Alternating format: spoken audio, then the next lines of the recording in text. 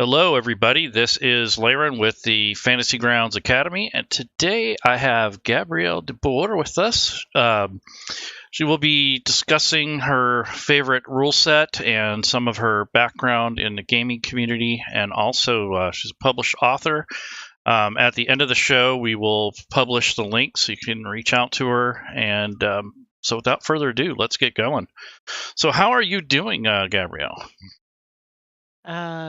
I'm doing pretty good, actually. I've been spending most of my week playing role-playing games, which is very fitting. So I'm located in Stockholm, Sweden, and yesterday we had this thing called the Evening of Arts. You can say all over town, different places participate, and I was just running games the whole night at one of our biggest game stores, which was wonderful. So today I'm sort of just basking filled with energy from that. And it's also getting a bit like spring sun finally. Yes, I'm enjoying that as well. It's usually pretty doom and gloom here, but lately it's been beautiful. So I'd like to start with some questions. Generally, I like to start off with a little history. So tell us a little bit about your entry to role playing games and such. I mean, how did that start for you? I started playing role playing games mostly because I was into Lovecraft. So me and my friends, we were all reading a lot. We'd all gotten into Lovecraft in our late teens, and we'd all heard about the Call of Cthulhu role playing game and figured, let's buy that, let's try it. And all of us at the time being film students and a couple of us being like ex-theater students, it was love at first sight. We just loved playing role-playing games and the whole interactive storytelling thing. And from that, we were stuck. We played almost like every weekend for a couple of years. And, then I started playing more games and eventually like starting to run games at cons and events and meeting new people. And I met a few publishers, and a few years ago I actually met Free League, who published my first scenario, which was for Tales from Loop. And since then I've been playing lots of new games and running different games, but I also started working as a writer for a lot of games.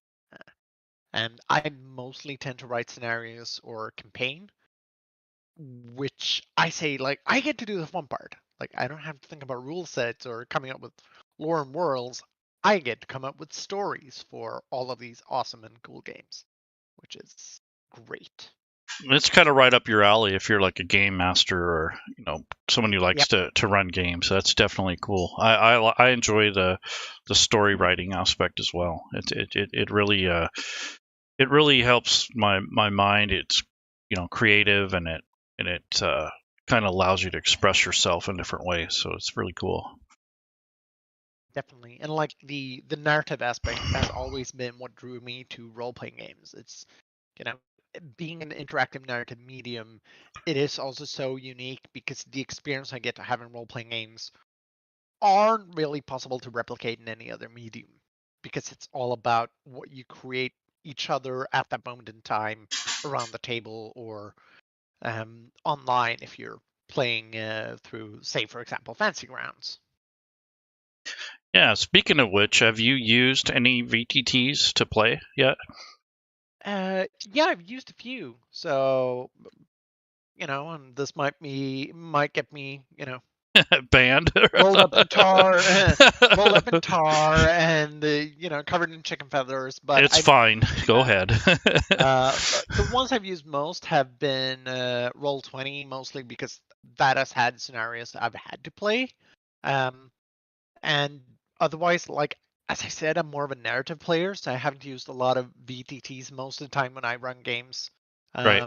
I usually just used Discord, but I did run Vaesen, the game we're talking about tonight, on a stream once, and we considered using Fancy Grounds, but I basically did the DIY version using the like stream interface we had Hmm. to sort of get the look and feel you get from Fancy Grounds when running that scenario. Hmm. Um, But usually my go-to is honestly not to use a VTT and just to stick to Discord, depending on the game I'm running.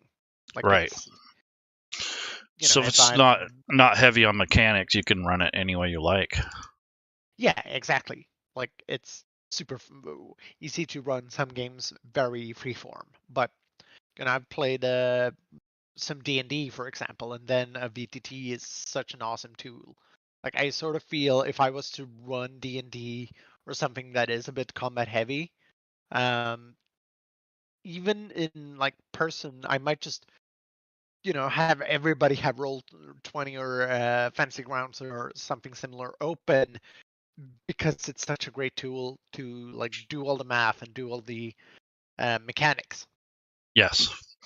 It's one thing I like about virtual tabletop is that you're able to experience more of the story parts and less fiddling around with the mechanics. Once you get fluid with it, of course, it takes a little bit of practice and getting used to. But I like the ability to be able to link things together and write notes out and link them to maps and that sort of thing, because it gives you a quicker path to sharing content, and you can use virtual tabletops at home without being connected. So if you have a live table, if you have internet, or if you have an internal network, you can just use your big TV and put your storyboards and your pictures and maps or whatever you use up on the board, and it kind of helps you tell your story, and that's really what you want.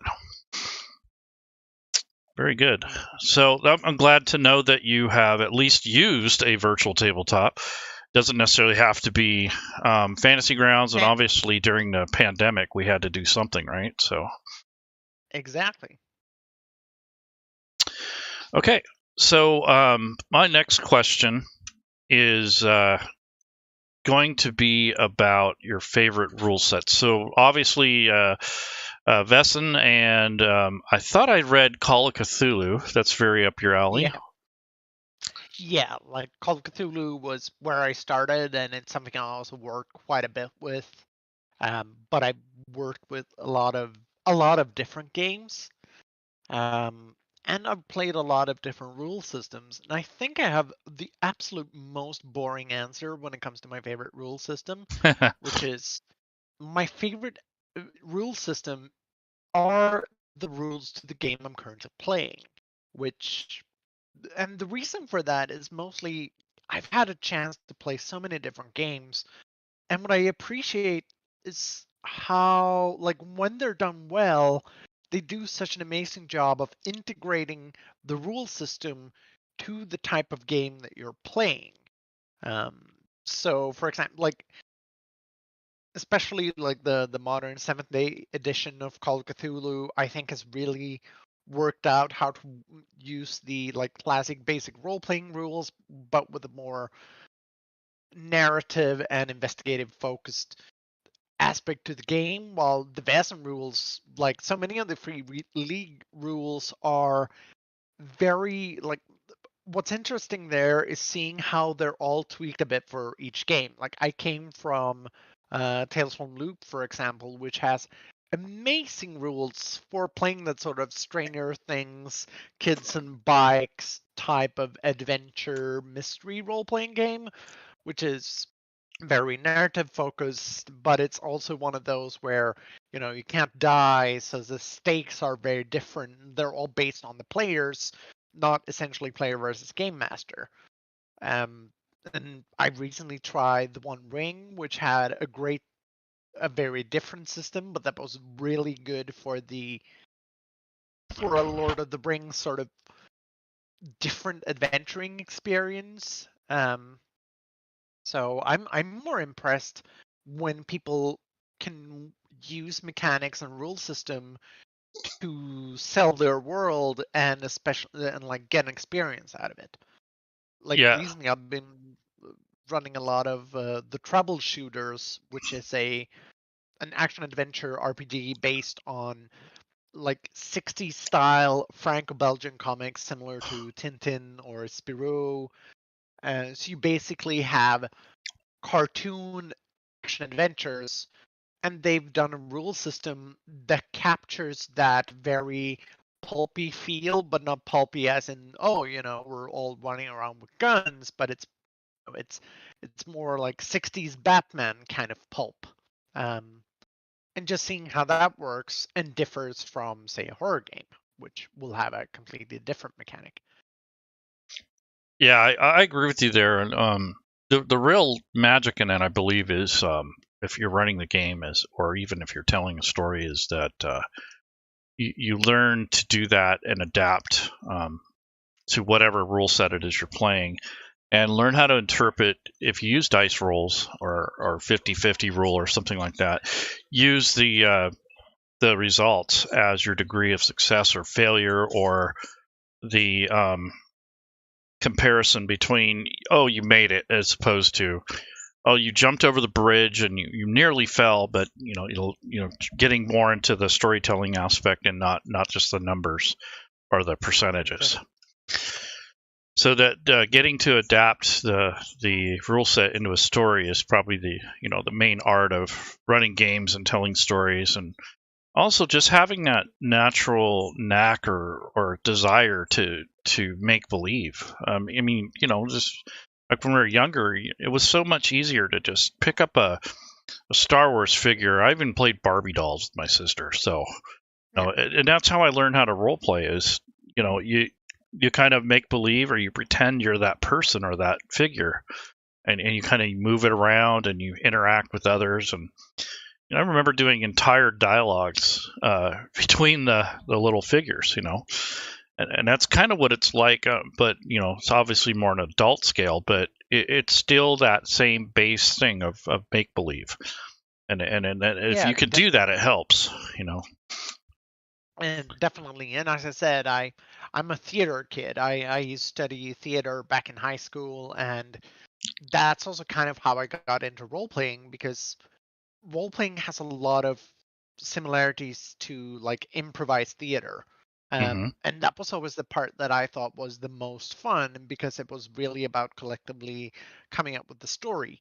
Like you couldn't probably do all of it for an audience because you did it more for yourself, but that's such a fun thing going into role playing games, was being able to take the fun parts of that and sort of organizing it, but being that it's also make believe in the sense that we're all sitting around a table, you don't have the limitations that you might have in a physical space like in theater, or as me and my friends used to say, because at the time we were starting out making our own short films, it was a way for us to do something with the ideas that we had, that we knew, like, oh, we cannot afford to make this at all. Like, it is impossible for us to make a proper crafting story with the budgets we have, but I can make a role-playing game scenario out of it and still tell that story, even if it's in a completely different medium. But it's not, an idea doesn't have to go to waste because of like a lack of funds,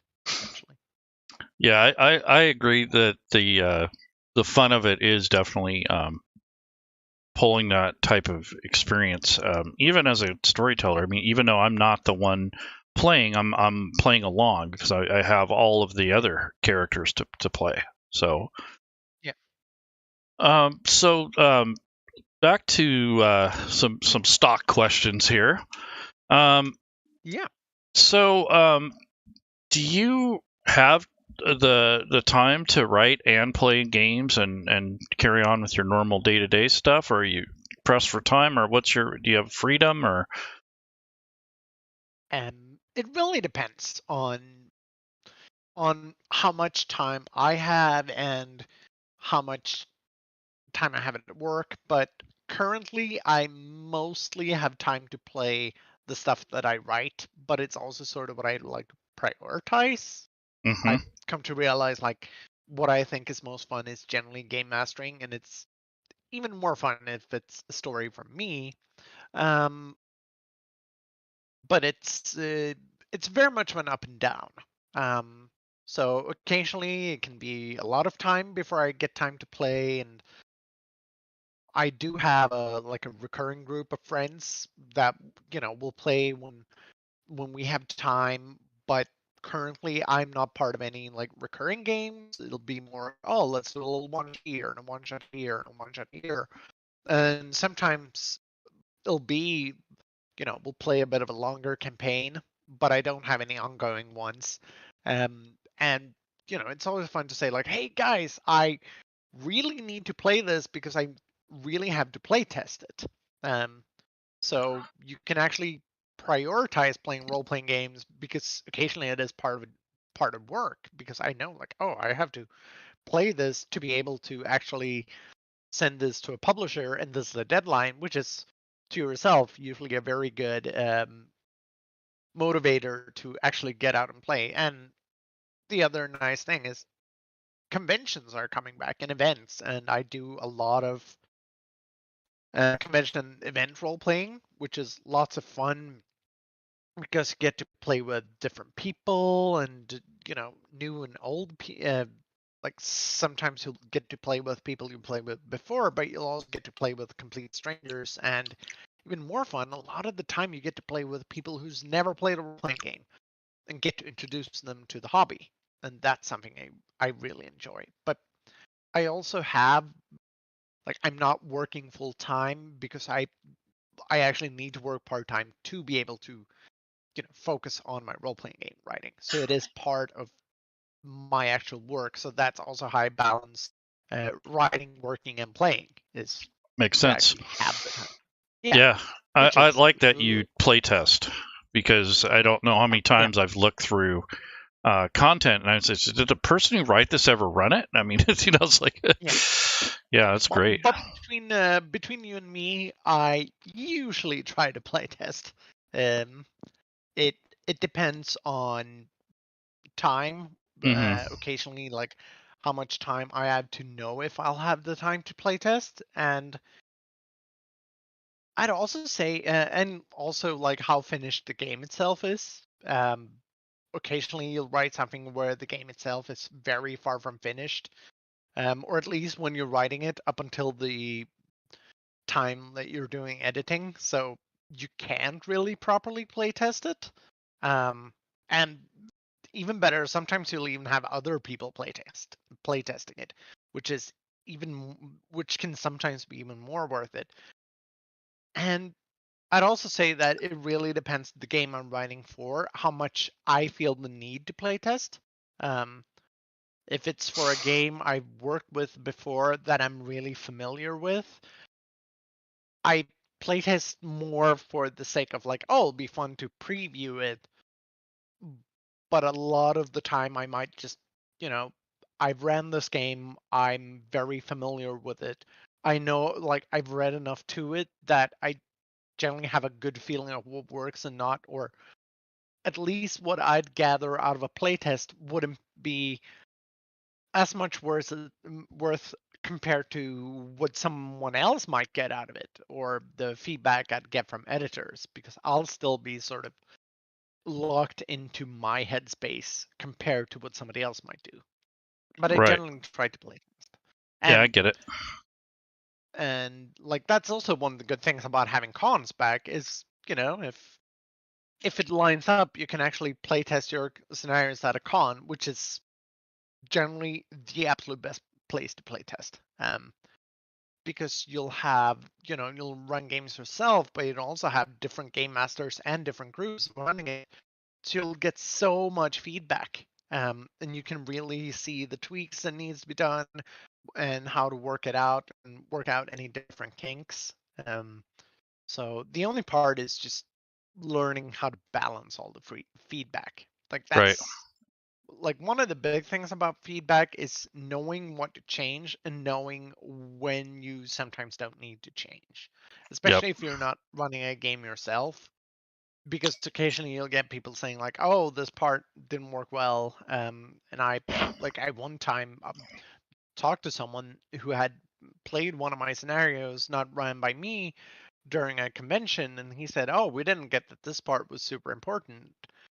And he said, oh, maybe you need to work that out. But I just said, like, I showed him the text, and it says, like, it is crucial that the players understand, like, that you and the players understand this part. And here are suggestions on how you can ask it. And the player just said, well, then obviously the game master didn't understand that. and I don't know how you can make it more clear. And I'm like, no, I know. And then you just have to learn to chalk it up to human error, essentially. And the other part is when people want to do changes not for the sake of the scenario, but for their taste. And like you do have different taste, and sometimes somebody might have a good suggestion, but it's not what I want to tell, and then you just have to learn to accept that. But Right. again, you also have to be open and see, hey, this would work way better if I just did this change. And like I had a friend who one time ran a scenario that I wrote where the climax as written didn't work at all. And it made me reevaluate the whole scenario and realize like, yeah, this is kind of true because this isn't really where like it is a very cool optional thing that could happen, but it shouldn't actually be the climax. The climax should be this part because you know that's the narrative one, and I I feel bad for him suffering what he considered to be one of his worst RPG experiences, but I don't think I've ever gotten as like as much of a wake up call when it came to feedback as that time, and just realizing that oh no, I need to rewrite and restructure this whole thing, and it will work. Like it will work, and it's going to be so much better. Uh, Yeah, you have to be willing to take some criticism, whether it's positive or negative, and turn that oh, into something definitely. that's going to be useful or beneficial to everyone as a whole. The other thing is freedom Oh yeah. to do, like you were mentioning, is you got the freedom to run things how you want. I think I'm the worst person to consume any adventure because I generally use it as a sandbox and I just use the Yeah. assets and the places and the names and and then I just kind of do my own thing. I don't normally follow the script unless it's really like if I read it and I'm like, oh yeah, this I'm definitely going to put this in there. Those are the Yeah. things I look for in a setting or adventure. And as long as I have Yeah. like some tables and some NPCs or personalities or archetypes, or whatever, that's all I really need. And once I got that and I have the gist of the story, I can kind of just do my own thing. So I never follow that script, which is very rarely have I ever followed any script on adventures, except for maybe like like Temple of Elemental Evil or something like that. But Yeah. when it comes to role playing games, it's really hard for me to stay confined within the intent of the adventure. Yeah. I So think that's really, really fair, actually. yeah, it's not that I don't like the content. It's more or less it's not organic a lot of times for me to just go Yeah. through the paces of how the from A to Z. I can't. I jump around and do all kinds of weird stuff that even pull in stuff from other rule sets that don't have anything to do with it. Yeah. No, I I think that's really really understandable. You know.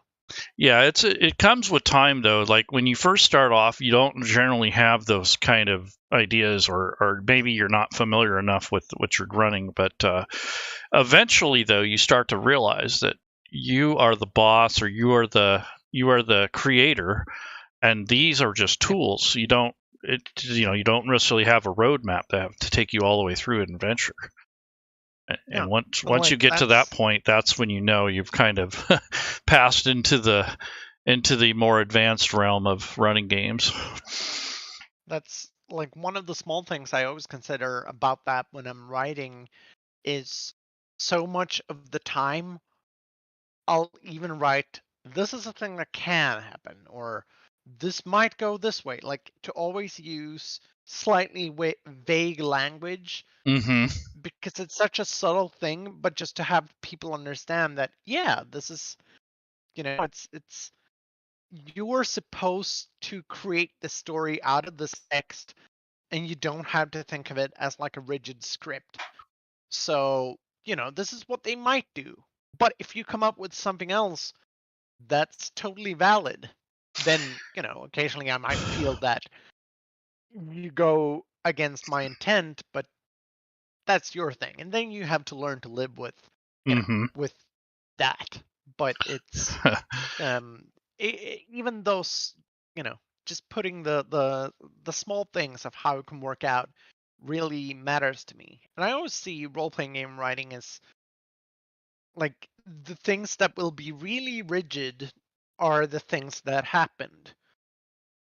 And Right. it That might makes be sense. the wants and needs of the NPCs involved.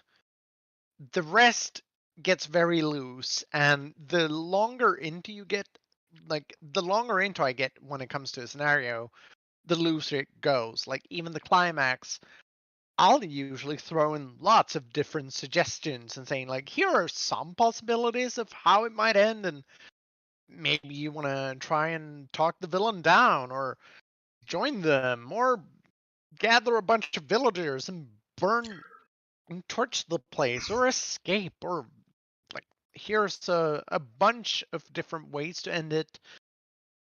And also just say like, but these are also only suggestions. There's no like way of saying, oh, this was the right or the bad or the good ending. It's the ending that's good is the one you and your game group enjoys the most. That's the way I always consider it. And sometimes you'll be more rigid if you're doing like shorter scenarios, but again, it really also depends on the game and what type of game you're playing. Yeah, that's really par for the course there for most role playing games. And once you get that, though, it makes kind of makes it a little easier actually to Yeah. comfortable, I guess is the word. Um, and it really presents itself from time to time where you have to use the script. I've ruined so many good adventures. They're written very well. They just didn't fit in at the time, And there's other times where I've run the content 3 or 4 different tables, and it seems like each time I run it, I learn new things about it, and I'm able to adjust and have those certain elements out of each one. And so the more I run it and with different people, the more familiar I am, and it just becomes second nature. And I don't even need the book anymore at that point. I just kind of use the assets and go for it. Exactly. So I want to talk a little bit about Vaesen. So you said you're more Yeah. writing the mysteries, which are the stories. Is that Yeah. correct? Okay. Yes, that is correct. So I've written one currently published mystery called A Wicked Secret. That's the title mystery of the supplement Wicked Secret and Other Mysteries. And it's also available on Fantasy Grounds. So you can buy it as sort of like a finished scenario on Fantasy Grounds, which was way cool to see when that happened. Like seeing what I'd create turn into like essentially this sort of digital recreation of it. Yeah, that sort of puts us into the other question I had. Like, what was your proudest moment? As a writer and as a game master, and just as an individual, when it comes to this industry. Like, did you have a moment where you're like, hey, I think I've made it, or I'm making it, or I'm doing it? Yeah, like it's I, I we're gonna return to Vaesen, but I know the one moment when I really felt that, and it was the moment I was asked to write for the Swedish edition of Call of Cthulhu because it Oh, felt like coming home. Um, it was sort of like, oh, this is where I started, and now they're asking me to be a part of this. that's cool. Well, thank you. Like it really felt like, well, this is part of the bucket list that I apparently have.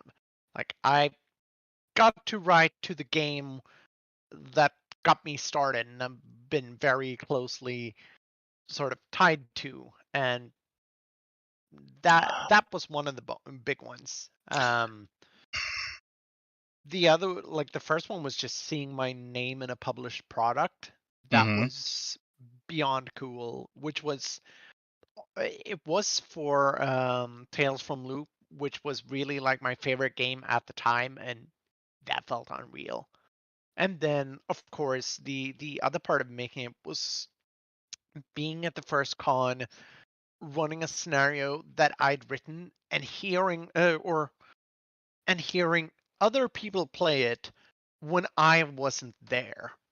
Like that was the first time I really felt such an experience and realized, like, okay, people are playing something that I've created and putting their own spin and creativity to it, and I'm not around. Like, I'm not pushing this on them. They're running it. Right. And just being able to, hear and listen in, or hear stories of how they've played it and realize, like, okay, this is a thing that has a life on its own. Like, that's the coolest part about writing a role playing game, is that it, like, for me, the job stops when the book is published and it's in everybody's hands, but it's also when the life of it properly starts, because now people are playing it. Like, now it actually gets a life of its own. Um, and that is such a cool thing, and see how it becomes different. Yeah, you get to see the evolution of it, which is beautiful. There's very few moments in life where I mean, I don't know if you've experienced this, but I've created something like music, or could be anything, but you kind of cry to yourself. Not really cry, but it's like you're so Yeah. happy that you're in tears, and you know it's right. And there's not too many times in your entire life that you'll have that, and that's a beautiful moment. It's kind of like you've accepted who you are, and you're kind of one with the universe, and then you're also just happy, and it's very few moments like that. And that's kind of what we were talking about here. And the reason we're discussing this is because one thing is I'm hoping to inspire other writers. So if you're a writer out there, I know quite a few people that are talented, they just don't see the light yet. And I think you're a very good example of how that can happen. And I really appreciate you coming on here and doing this, because it's important to have these sorts of discussions. Maybe not everyone's interested in writing their own content, but there are a lot of people in our community that we do here in the academy that are definitely good writers and are good computer whizzes. We've got a lot of talent in here, and I really want people to do that. So I don't know if you know what we're about here. I'm not going to plug us too much, but we're fans of the Fantasy Grounds platform. We don't work for Smiteworks. We're kind of a community effort. This whole thing was actually initially born of frustration with the platform, because it was just really difficult to wrap your mind around at first. That's gotten better over the years, and just the sheer amount of response. We're almost sitting at 10 grand here of individuals, not at once, but it's quite a few. And our main mission is to get people playing and try to get people together. And that's really what we're doing here. It's free. I mean, we do have Patreon and all that, but and that's why we have guests here, because it's not just about what we're doing. It all kind of goes together, like writing and reading and fluency and gaming and all that stuff. So that's why it's fine we talk about Foundry or some other virtual tabletop, because it's all kind of the same thing to me. It's all about telling a story. So that's kind of our mission statement, is to kind of bring you and people like you here to give inspiration to those that are thinking about making those steps. And I'd like you to give us a little bit of encouragement or some tips about getting into this industry, and that sort of thing. I'll happily do. Do you want to do that now, or do you want to talk a bit more go ahead. about the Vaesen? Yeah, we'll do that. And Vaesen is here. I mean, I'm flipping through the artwork right now, and we'll talk about the mystery too. Well, yeah. My first tip is, if you want to write for role playing games, is, like, remember we all do this because we love this. So just passion goes a long way. And my first tip is do not get into this business if you do it want to get if you want to get rich. Like it's not why we do this. Um, but luckily there are lots of different ways to spread what you write and actually sort of get published. For example, if you're interested to writing to Vaesen, Free League offers what's called the Free League Workshop, where you can download your own like template and then publish your scenarios through Drive-Through RPG, and you'll also get a little bit of royalties from that, which is it's a great way to, if you're an aspiring writer, to get your stuff out there. And I've used that platform occasionally for example, some Tales from Loop stuff that we haven't had a really anywhere for it to go, but it's been sitting around, or it's a convention scenario, and it's a way to get everybody to get easy access to it. Um, and the other thing is to like show off what you write to people. If you know other people who run role playing games, show it to them, and take feedback and work with it. And of course, if you can go to attend cons, like either in person or online, that's a great way to show off what you're writing, and also to meet a lot of publishers. That was how I got started, was really sort of meeting the different publishers and first doing a lot of like game mastering for them and organizing, and then saying like, oh hey, I've written something, do you want to have a look at it? And like that's the last part, is just having the guts to ask somebody who who works at a publisher if they have an opportunity to take a look at it.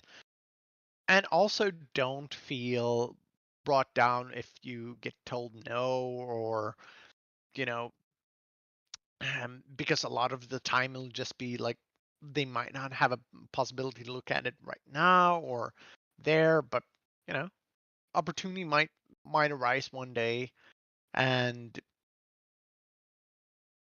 stick at it.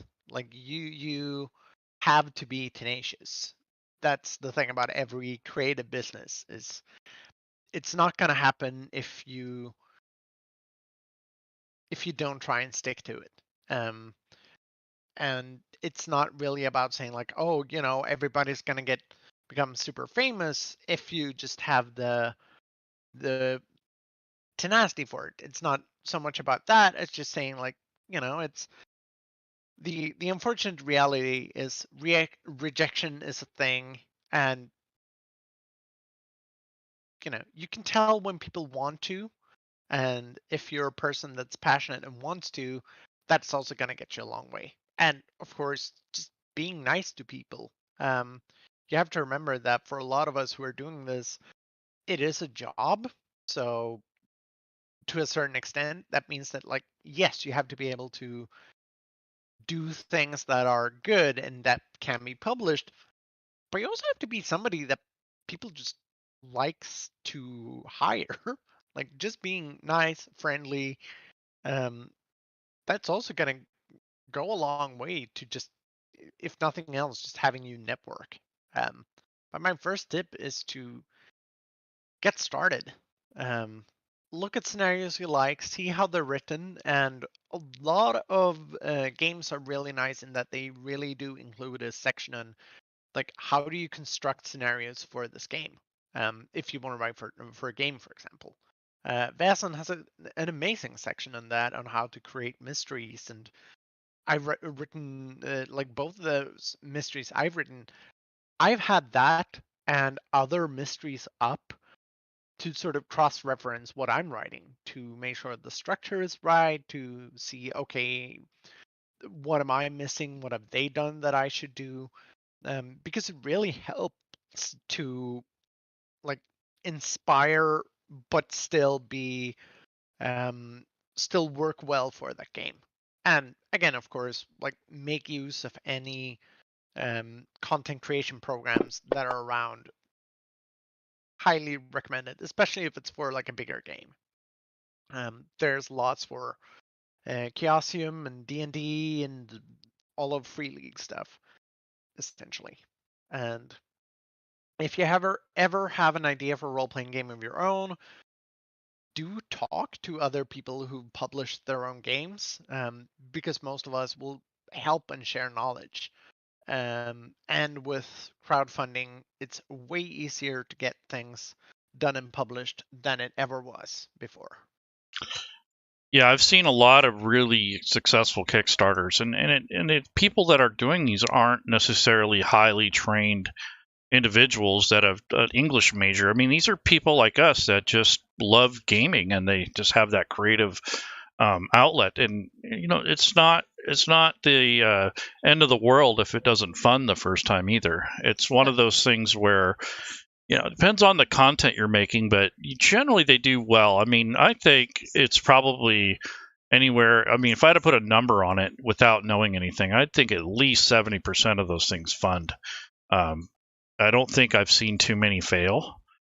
So don't worry about the initial success. You got to, like you're saying, you have to have longevity. You have to keep at it, and it will get better. And you network with the right people at the right time, and it just kind of happens. And it's really very organic. It's hard to force that. You can't, expect to meet with one of the top dogs of a publishing company and get a contract right away. You really have to work at it.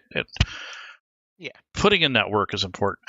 So I'm in Vaesen right now, and I'm looking at the mystery section that you were just describing, and it is very well laid out. In Fantasy Grounds, there is a thing called the reference manual. So when you buy the content, this is the actual book. So if you had the hardback or the PDF, this is a searchable index for the actual rule set or module or whatever you have loaded. So in your library, when you go to your modules, if you look at the actual library, in this case, this is the Vaesen Ruleset.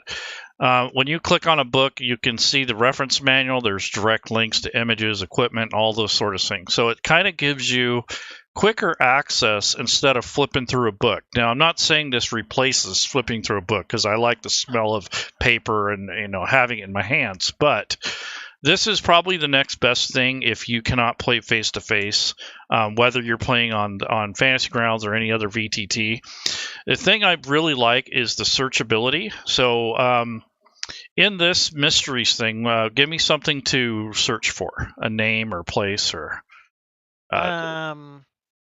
Yeah, absolutely. Let's go for Märta Karlström, or just write Karlström. She's one of the major NPCs. Give me a spelling, please. Karlstr, and then it's so O, I would assume should work, and then M. I'll write it up for you as well. Yep, that'll help. Thank you. That's the fun part about writing a game in Swedish, set in Swedish, and then you're talking about it in English, because it just messes up your brain so much. Because I tried to go like, oh, should I say it like Karlström or Karlström, like it would actually be pronounced. It's weird and fun, but quite special. Let me make sure I'm in the right area here. So modules, the Dance of Dreams. You have anything to do with that? No, this is for A Wicked Secret. So wait, no, Dance of Dreams is the one that comes with the rule book. Okay, so I didn't have that loaded, so that's why. Okay. But if you go for the in the rule book, you could try and search for. This could work. Like you could either try and search for neck, which is one of the different Vaesen you'll find, or see if you find anything there. Okay. Yeah, so what this does is it sorts through wherever that is mentioned. So here's the neck here. And then if you wanted to, let's say you were going to prepare for a game or write or something, you can actually break the page out of the. It's almost like making a photocopy or ripping a page out of the book. Basically, don't do that. But and then left click and drag to the hotkeys. And what will happen is when you actually close all this out, you'll have that shortcut. So you can come right back to it, and it's kind of like putting sticky notes in your book. So it helps you prepare and tell your stories, and it really it's really useful. It's utility. So let's talk a little bit about Vaesen and what is this neck individual about? So the neck is one is so all of the creatures in Vaesen are Vaesen, and Vaesen are figures of folklore. So the game is set in the late 19th century and is essentially like a gothic horror investigative role-playing game. Imagine like Penny Dreadful, but Oh, set yes. in the Nordics. Yeah. So the neck, for example, is an actual folkloristic figure who plays a violin or viola. I'm not sure what the English exactly Determined. which one of them it is. Yeah. Yeah. And who lives in lakes, and he'll play very like sad and melancholic music because he's incredibly lonely, and what he wants is to hopefully find some company, and then he'll try to have them join him in the water. Unfortunately, we humans can't breathe underwater, so we'll drown when we join the neck, and his music is usually so beautiful we'll be hypnotized. And one of the cool things about these folkloristic creatures is that they all sort of represent something that happens in the real world, and they kind of exist a bit like a fable. Mm-hmm. So the neck is one of those, like, he'll be out at night in a lake, and it's essentially like a warning of, like, be careful when you go to a lake at night, because you might end up drowning if you're alone. Or in this case, the neck was there, and there are so many other creatures. I've forgotten what they're called in English, I'm afraid, but there are like fays that'll lure you out onto a moor with their like wonderful lights.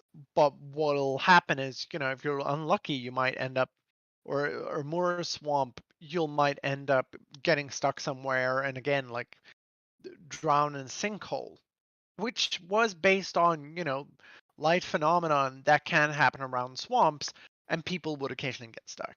And they all have this sort of warning system. And that's also sort of the fun part about the Vaesen in the game, is that they are monsters. They aren't these creatures of evil, and it isn't so much a monster with the weak thing. And this is why it is an investigative game, is that they all have their own will that's very connected to nature. They're more of a force of nature, and a lot of them might be tricksters, but they're Mm-hmm. not necessarily evil or out to harm us. And a lot of the things is also how we as humans interact and live with them. But being set in the late 19th century, we also have industrialization looming, and if you have something that cares about nature like most Vaesen do, that is always going to be a point of contention. And that's the one thing I'm going to spoil about my scenario, mystery wicked secret. It's all about that. Like, it's set in the northern part of Sweden, um in like a small village with lots of like wonderful forests. And this is during the time when the wood industry was a huge thing in Sweden. So we have a lot of forests, and we'd see all of these like saw plants move up into the country and start to work the forests. And that's the like basis of the plot, is that one person who's been sent out to like conduct business in this village to try and buy out some of the forest has gone missing, and the other one came back, and he's seen something that scared the living daylights out of him. And you're supposed to come here and find out, okay, what happened. And then you get to learn more of the truth. That's interesting that you mentioned that, because I kind of ran something similar where it wasn't in Sweden or anywhere in the Norse areas, but it was actually in South America, and it was basically the industrialization is moving into the jungle. And what happened is there's a supernatural force, which is like Mother Nature, so to speak, and it's not always evil. It's just kind of, it balances depending on what's going on. But basically, the forest is protecting itself. So when the construction workers and the people who are cutting down the trees go out there, they're having a lot of bad luck. And one of the things that happened is a large swarm of bees came down and attacked the entire crew that was working cutting down the trees. So the adventurers had to go and find out what was going on, and they met with these indigenous peoples that live in the jungles for years, and they told them the story about these they're called the rain mystics, or like people that hang out in the mountains and in the high trees, and they've lived there off the land for many years, and they use different things to connect to the spirit world. So they talk the adventurers into taking this kind of like this poisonous concoction. It's a little lightly poisonous, but it lets them interface with the spirit world, and they're able to find that that their work is encroaching in on the forest, and it's kind of protecting itself, and it'll continue to do so until they find a balance. And so it really reminds me of that. That's really interesting. Oh, cool. And that sounds, and that's the other thing to mention, is that the original edition is set in Sweden and the Nordics, but there's an expansion now coming in during the summer called Mythic Britain and Ireland, which takes it out into Europe. Nice.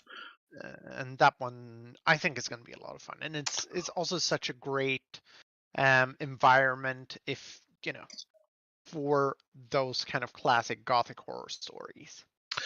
I like the idea that Vaesen feels very European. I kind of like that, because I think that there's certain things about the world that have changed, and I think we lose a lot of that folklore. So that these things kind of draw upon these the ancient and past stories of real life tales and such. So it's nice to have that, and then it's also nice to see Europeans actually role playing and having their own or something to call their own, like kind of like the Dark Eye in Germany, and those sort of things. So it's refreshing to know that there are other people playing on the other side of the Atlantic, and it's interesting. I think a lot of our lore and our background comes from that area. If you live in Canada or United States, and I think it gets kind of, I don't say swept under the carpet, but it kind of gets lost and convoluted in over time. It's nice to revisit these ancient and inspiring tales that have really actually set in motion a lot of the Hollywood and fiction, modern fiction now. So it's great. And I also enjoy the very European vibe that Vaesen has, which I'll also say, I'm a Call of Cthulhu player, so say what you will about that, but that is a game that knows how to do the US and role playing and horror role playing in such an environment. So that's one of the fun things about Vaesen that makes it stand out and very different from games like Call of Cthulhu, because again, it goes a different route. It goes super European and historical compared to the more sort of Lovecraftian lore you'd find in Call of Cthulhu. Yeah, that one's kind of all over the place, but I get what you're saying. A lot of it is Western. But it's even if you play Call of Cthulhu, if you play a globe-trotting campaign like Mask of Nyarlathotep, which has a lot of adventures in the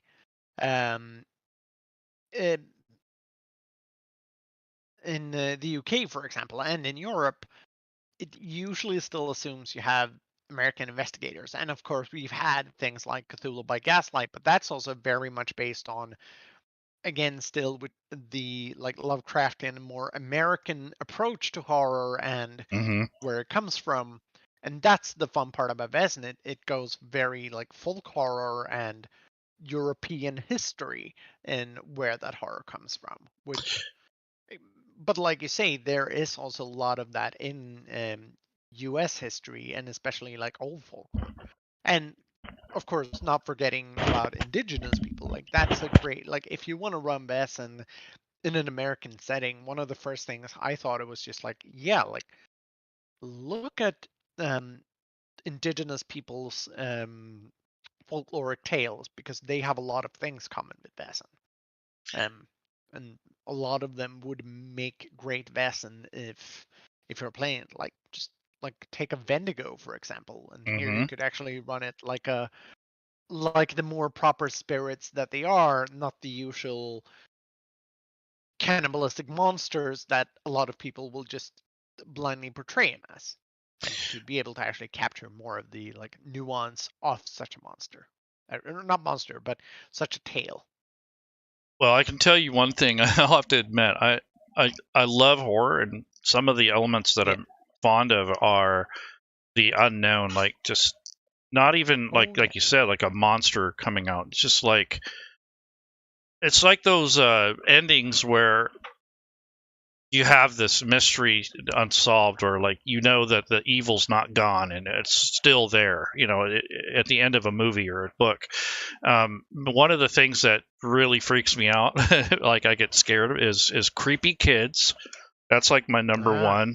That spooks the heck out of me. And the other is the clowns. Clowns, Ah. for some reason, they spook me out really bad. And then, of course, there's that kind of para elemental, Bigfoot and those sort of things that kind of spook me a little bit. Those seem more natural to me, but at the same time, they're very mysterious and they kind of have some real life implications there. So it's I'm not saying Bigfoot's real, but there's a lot of folklore around that. Oh yeah, definitely. So and disappearing people that are not found and they disappear under strange circumstances, that's very chilling. And also Oh yeah. these big megalithic ruins that exist around the world that are unexplainable in modern terms. So there's some really interesting stuff you can use for settings for Call of Cthulhu or even Vaesen that gives you the local color and the background you need to help run these things and make them more interesting. And so there's real life Oh things. yeah. So Oh yeah. And of course, that's the other piece of writing advice I'll always give is write what you find interesting. Don't think that you have to write something because, oh, other people will like this. If you're just like you say, like hearing the sort of appreciation and interest you have in the like those types of stories and creatures, and like you say, what scares you is perfect things to get to start writing about. hmm creepy kids. That's always does it for me. Exactly. Tentacles and Terror says hello. He's a fairly new Oh, subscriber. hello. And if you guys have any questions for Gabrielle, it's a good time for it. I mean, we're not on a big timeline, but we will probably wrap this up in the next 30 minutes or so. So if you guys have any questions or if you want to suggest anything, or maybe you have some questions about Fantasy Grounds or Vaesen or even our guest, you're welcome to ask any questions. We'll try to answer them as best we can. So back to this Vaesen. I guess, do you have a favorite Vaesen? Does that really literally mean? Sorry, does that really mean the vessel or the vase? No, no, it doesn't. So, it, like, Vaesen is its own word. So, Okay, like got it. the spelling they've done is a way to sort of pronounce the word as it is in Swedish, but the Got word it. in Swedish is Vaesen. Okay. Um, But Vaesen essentially means a folkloric creature. Got it. Like the boogeyman or something. Yeah, exactly. But again, it's yes, in a way, but again, there is more like a boogeyman still implies something that's horrific in like the traditional tale. Like they're more fables than monsters. That's a good way to think about them. Okay. Um, So and they're there are lots of stories. them.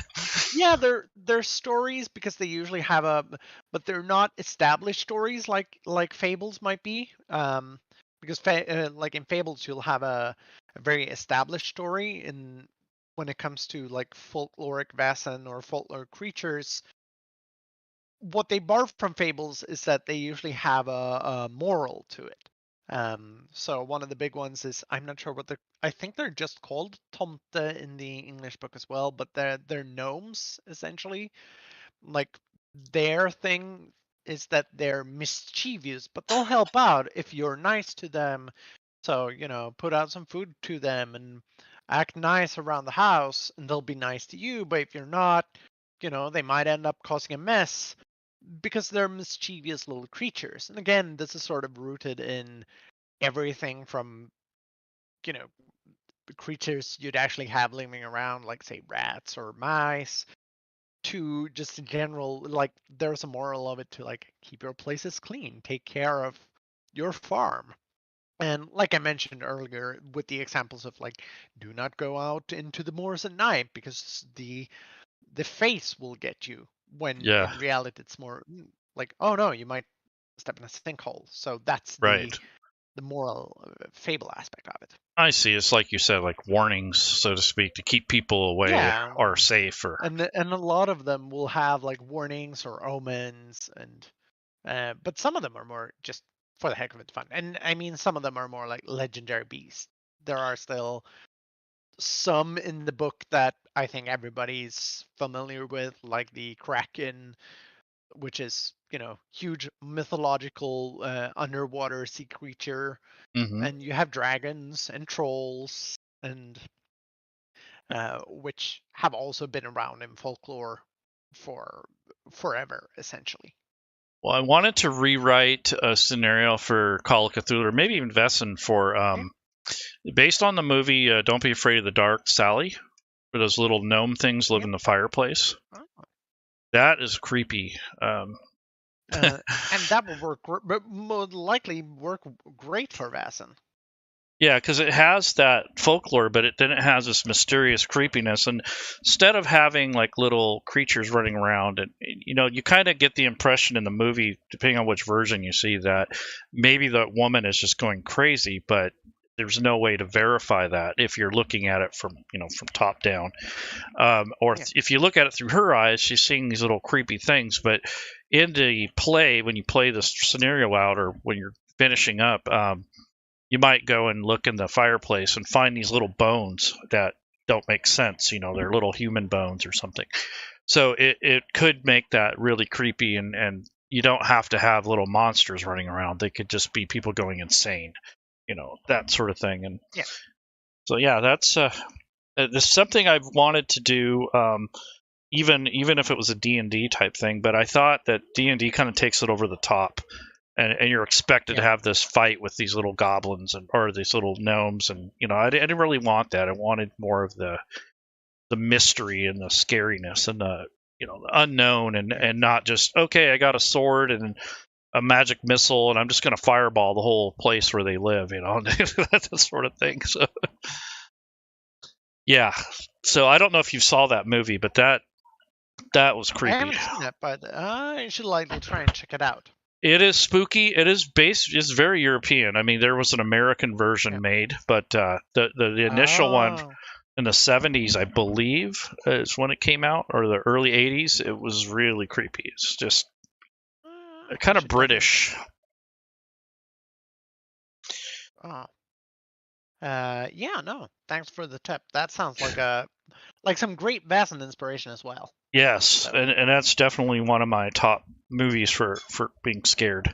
It's that, and then when you have those creatures of the deep. Like I remember going fishing, and we're on a lake, and the sun's going down. And my mom's boyfriend at the time was telling me about the lake that Native Americans who lived, or the indigenous.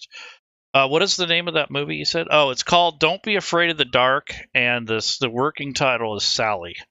So it's Oh, really creepy.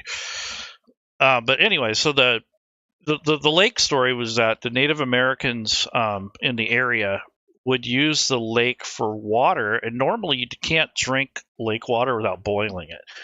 But apparently, this lake doesn't have a bottom, so the it's like a well.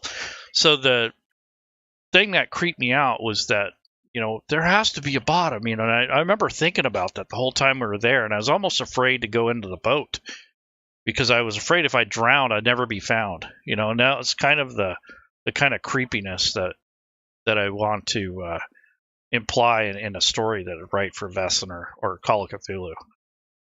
yeah. So what else do you got going on? Like, are you working on anything new that you could tell us about? Or do you have some good news for us? Or Yes, I do. I do have. I'm currently working on a big campaign for the Swedish edition of Call of Cthulhu. So that's taking up a lot of time. I'm also working on something in English that I can't tell what it is, but it's okay. going to be nice. And but as we're talking about Vaesen, I think I have the best kind of news is that there's a Vaesen release coming fairly soon in July. Mm-hmm. So you're getting the Mythic Britain and Ireland, which I haven't worked with, but concurrent with that, you're also getting a new scenario book with 4 different scenarios called Seasons of Mystery, set during a mystery for each season set in different part of the Nordics, or can be adapted to also be played in Britain or Ireland. And I've been writing one of them called um, a dance with death, I think it's called, or a Mm-hmm. dance off death. And I think that one's going to be really nice. Yeah, so we don't have any I hope. guarantees or ways to know if it's going to be on Fantasy Grounds, but I imagine if it's put out right and everything goes well, we probably have it at least by winter at the latest. But it depends on the queue and what they have going on already. But Yeah. it would be nice to see it show up in Fantasy Grounds format for sure. The other story that comes to mind we were talking about the indigenous peoples in Canada, northern North America. I guess you had the Manitou, which is similar to what the other thing you brought up, that spirit creature. Do they have something equivalent like that in Sweden or Norway or Finland or anywhere in that vicinity? The Manitou. Let's see what. It's kind of like it's a malignant. It's not very friendly. Uh. I'm sure it has several names, but I know the Manitou is one of the names. I think Manitoba is named partially after that. I will freely admit that I know way too little. Um, I know way too little comprehensive things about indigenous spirits to be able to make the make a reference. prop. Yeah. Yeah, or like say that, but and I also think like one of the interesting things about folklore when it comes to like comparing indigenous folklore to like Western European folklore is Mm-hmm. that while there are similarities, they are also kind of different. Like the cool thing is that it's they've really developed very different ideas and beliefs, and even Mm-hmm. while they might serve the same purpose to be a way to explain the world around us and the good and the bad parts around us, they are also very different because they've come from so completely different cultures.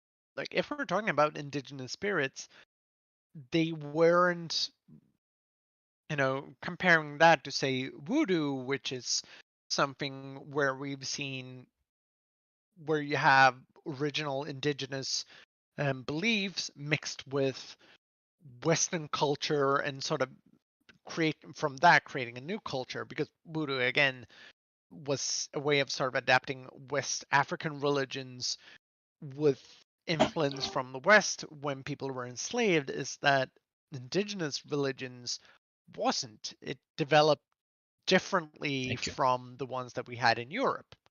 Um, and as such,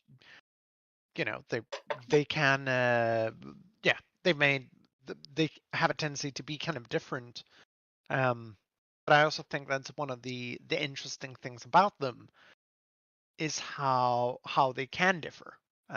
And of course occasionally be similar as well, because sometimes we'll try and explain things uh, in a similar manner. But that's also why I think some of us, especially here, misunderstand indigenous folklore, because we try to adapt it to our idea of folklore and the tradition that we have, when it can What be so different. Right. Even just even the comparisons are interesting. Like for instance, the time when they're finding out that during the when they had the Black Plague and such, that there was a big catastrophic volcanic eruption supposedly that darkened the skies for 2 years, and it created this shortage of food and resources, and people started getting sick after that, and it's kind of when a lot of these tales kind of started to. I'm sure there was more before that, but it seems like a response to an extreme condition or environmental change or some sort of thing. So maybe that's where your variation comes from, is the perception of what it is they're facing. It might be the same problem, but they don't look at it the same way. Like one place might be crop failure, another place might be bubonic plague, and so it might translate into different perceptions. But the they didn't know that a volcano erupted, but they all experienced the fallout of it. And that, I think that's where the difference comes, is it depends on your environment and your culture and where you were at the time. Yeah. So it's an interesting thing. I like the idea that giants are something that are mentioned all over the world. I find that interesting. I don't know if those are organic stories or stories that were brought over with immigration, for people that are moving around the world. But interesting that we have a world flood story that kind of goes all over the place. I mean, you go from the Bible all the way to indigenous cultures. I mean, there's some very interesting and unexplainable things too. And I think Vaesen and Call of Cthulhu do a good job with those sorts of topics. Like they get you thinking about, like you said, like how the world works and or what it used to be. Okay, so I guess Tentacle and Terror City used to run the H.P. Lovecraft Film Festival in Los Angeles. So he's a big, cool. Call of Cthulhu fan. And Cool. wow, That's a lot of fun. Yeah, that's cool that you're on here. That's nice. What are you thinking about? Maybe getting to movies or something, if you can. Well, funny story. It would more be a case of getting into movies again, but in a different position. So I used to work in movies. Mm-hmm. I was I worked a long time as like assistant. Actually, I'm one of those that I've done essentially everything, or like every part at least, of the movie industry. But I got started working as a assistant camera and worked on some features and a lot of commercials, music videos, the occasional TV show. And then I worked at a rental house for a long time, and um, then I worked in the movie distribution, and for for personal reasons, I had to leave the movie industry. It it is a very stressful industry, and it became too much. I see. Yeah, like it became unhealthy to me. But I still have some ties with it. Mostly the things I do now are the fun parts of movies, which is I do a lot of like lectures and talks where I'll often talk about movies. So, get to the fun part, which is watching them. But if people were ever to say, do you want to get back into movies? I'll always say, like, yes, I would be interested in doing that, but then I want to write. And that's likely the only thing I want to do. I don't really want to be like in production or the like. Just, Right. write. I love doing that. I'll happily write, but you know, not that much more, I would essentially. love to Or pitch stories and stuff. I don't know if I'd want to, like you say, be involved with the project that is very stressful and toxic. I would rather, like you said, do more of the creative part and less of the work. yeah, I think we have to understand one thing. Writing is work, and like I would be 100% up to just being like a writer, and now I'm quite used to being a writer for hire, but it's more like I've done my fair share of movie production and like being part on set, and I'm not looking to get back into that, except for I'd occasionally do something small if it was fun, but not as a line of work. It was not healthy for me. I understand. That's the Yeah, So that's but cool I that get. you found a niche though that where you can still ply your trade and then Oh yeah, still have definitely. the, because And it you're not stuck, in other words. No, and like it is kind of ironic. I started playing role playing games partially because I was getting into movie making, and role playing games was an idea, was an outlet for the things I couldn't do in movie making. And now it's more the opposite. Role playing games has become part of my line of work, and movies is more of a like fun free time thing. So the roles have reversed, so to speak. Well, I would love to know and hear that someday you get a big break to write a script or some kind of movie like a Yeah. Del Toro type thing or something. That would be really cool. Thank you. Yeah, who knows? It'll be a lot of fun. Yeah, I mean, I did Um, some research. I looked at some of the things that you're involved with, just off on the surface, and it looks like you're pretty yeah. active and you have a Oh lot of yeah. different things going on. So, Oh yeah. I'm you know I always think about the James Brown quote, which is the hardest working man in show business, and I'll say I'm the hardest working woman in nerd business. that's pretty cool. Uh, If you were to give us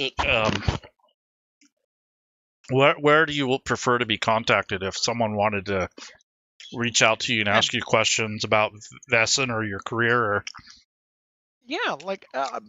Instagram is my main social media. hmm I do have a Facebook page as well, Gabrielle De Bourg dash writer. Um, but Instagram is where I'm most active, and you can always drop me an email. You can find my email on my homepage, which is gabrielledebourg.com. And I'll try to, and you can use the contact form there. But you know, feel free to DM me on Instagram if you want, and I'll get in touch with whatever it is really, and that's I'll great. happily reply. It's It's nice to always have like you there. Thank you. Like that's one of the fun parts about being famous in a way in what's essentially like a very small niche community hmm is like if you have like and I would say like I'll often joke and say like yeah, like it's fun being a G-list celebrity. Um but that also means that the people that will like interact with you like fans and the like are really sweet and fun and passionate, and that's always really fun. And again, the other part is role playing games are interactive. So if somebody gets in touch with you, it's also like, hey, do you have any ideas on how I can run this? Do you have any advice? And you really do get to interact with people who are themselves interacting with your work. Yeah, that's good. That's good PR, and it's also good It just is. to keep up on what's going on in the community. The It other is. thing I wanted to offer you is I'm not expecting a commitment. I didn't prep you for this, but we are doing a Call of Cthulhu thing in October. So Oh, even if you can't go, I will still invite you. yeah. And then the other thing is, if you ever want any help or information regarding Fantasy Grounds, that's what we do here. So, Yeah. if you want any kind of tips or you want to learn how to or use it as your tool, we're definitely set up for that. We could do a kind of a private thing, or we can do it with your group, or however you want to do it. But yeah, we give Yeah. out workshops for running games and that too. So we also do the GM side of things. Next month we're actually doing that Game Master month, where we're going to have Ah, people coming in and talking. I got Sly Flourish, for the guy that does the Lazy yeah. GM, and those kinds of guests. So Yeah. yeah, so we didn't talk a whole lot about Vaesen, but it's Well, just a little bit. yeah. And uh, just to finish off to everybody that's interested, it is a great game. Again, I am super biased, um, but I vividly remember when Freely told me about it, and when they explained what it was going to be about, and I was like, they told me in person at a con, and I just got so giddy. I started like doing small jumps because it was so fun to see somebody go down the very, very like classic gothic horror route and essentially not do Call of Cthulhu. That's a good way I describe it. Like, yes, it's also an investigative horror game, but it goes in a different direction than the Lovecraftian thing. And it essentially, like, it's small scale and personal, and I it's something I've always enjoyed, the sort of like Penny Dreadful and your Frankenstein and your Sleepy Hollow type horror. And this is really what they did, and that was something that I was so excited about because I've always loved that different school of horror. And when I started to read it, I just realized, like, yes, they've nailed it. And it's down to also just the small things. Like, it's one of those games where traveling is a big thing. You'll travel, you'll write letters just to sort of capture that feeling you'll get in like a gothic horror setting, which really sets it apart from different from other types of horror role playing games.